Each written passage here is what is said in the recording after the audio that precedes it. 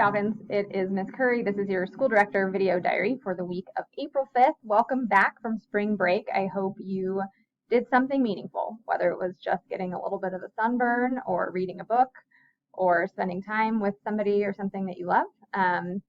I went down to Mexico, drove down with my kids, and it was quite the journey. So I'm fun-exhausted, but glad to be back. And I wanted to share a little bit of my story with you today and reflect on just being enough and how that has impacted me this year in the COVID world. So I did not originally think that I would be in education. I majored in biology with an ecological focus in college and had a minor in Spanish. And after college, I did ecological field work. So I hiked around every summer and camped for 10 days at a time and went out and surveyed ecological systems and monitored plant life and recorded lots of data and sent it in to the Colorado Natural Heritage Program. And then in the winter, I worked for Colorado State Parks and wrote sustainability plans for them. I was didn't love the 6-month temporary positions that I was back and forth in through that work. And I was also just struggling a little bit with the meaning and purpose behind it. It didn't feel really authentic to me. And I had friends doing Teach for America, which is an introductory program that takes folks who have undergrad degrees and supports them to get teaching licensure across the United States and serve in high need schools. So I ended up actually doing Teach for America right here in Denver. And founded 2 schools through that process. And as I founded and began in education and started working and teaching, I really started to be connected to my purpose and discover my why.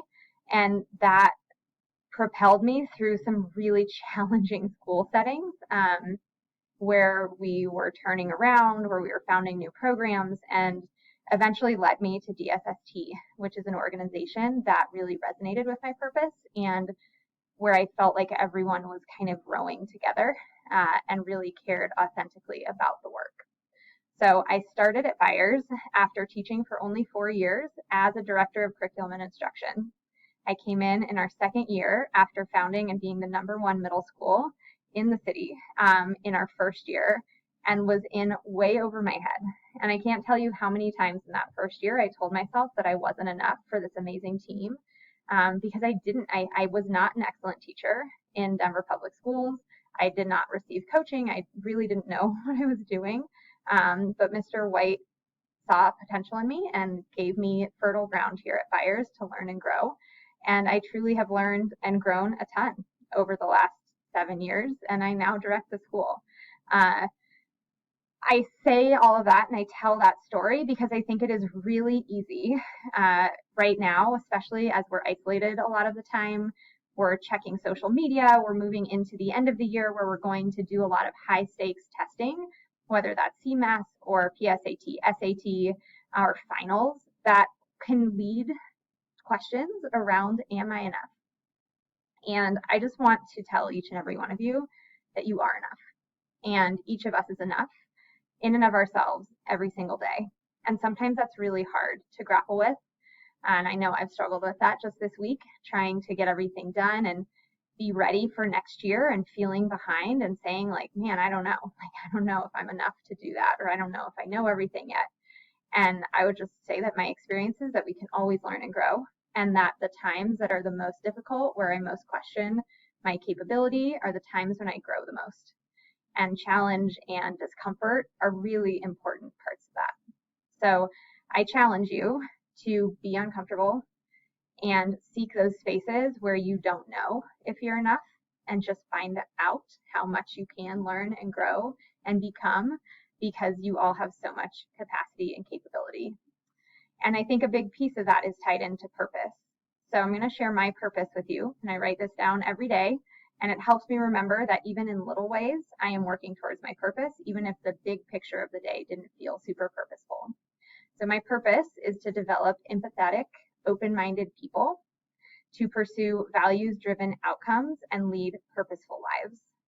And I do that in little ways every day, even when my day is hard or feels like it didn't have a lot of purpose. And so to remind myself of that is really important. So it took me a long time to get to that much clarity on purpose. And I think it's something that still evolves for me. Sometimes those words change a little bit from data driven to values driven, or something like that. And so it is constantly evolving, but I think purpose is really important. And I also just want to name that I don't think that your work can or should be your purpose. I'm going to share a quote. You will not have a meaningful life without work, but you will lose yourself if you say work is the meaning of your life. And so, as someone who does deeply meaningful work here, supporting you and our staff every single day, my work is not my only purpose. And I think that having a more general purpose for myself helps me also see purpose in being a mother, in being a wife, in being a sister, and being a daughter, and being just like a human being and a friend out in the world. And I encourage you to think about what you contribute and how you are enough every single day, even when you feel like you maybe aren't hitting your own bar, because you're enough for me. So I will leave you with that. Thanks for listening to my story. I look forward to seeing more and more of you as we progress through the rest of the year. It's been wonderful to see so many of you this week so far, and I hope we continue to enjoy the spring weather. If you haven't, I would encourage you to plant something in the ground in a pot and see what grows, because spring has sprung. Have a great rest of your week.